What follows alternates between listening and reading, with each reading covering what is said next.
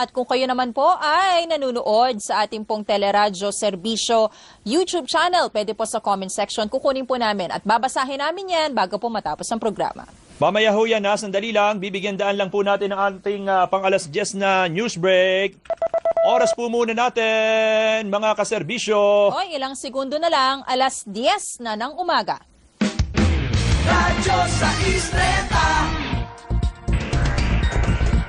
Pakikinggan ni na Johnson Manabat at Joyce Balancio ang mga Pintig ng Bayan. Ito po ang nagbabalita, nagseserbisyo. Ito po ang Teleradyo Serbisyo at Radyo 630.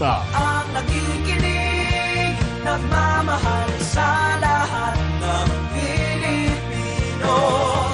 Teleradyo Serbisyo, dito tayo nagtutulungan. Ito ang puntahan ng bayan.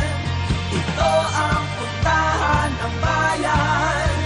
Ito ang puntahan ng bayan. Ito ang puntahan ng bayan.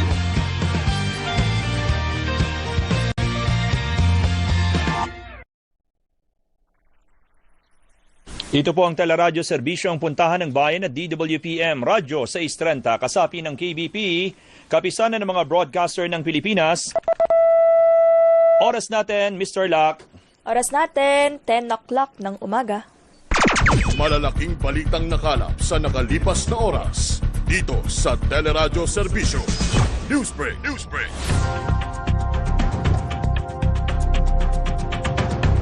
Itataas ang yellow at red alert status sa Luzon Grid mamayang hapon. Sa advisory ng National Grid Corporation of the Philippines, itataas ang yellow alert mamayang 1:00 hanggang alas 4 ng hapon at ibabalik ng alas 10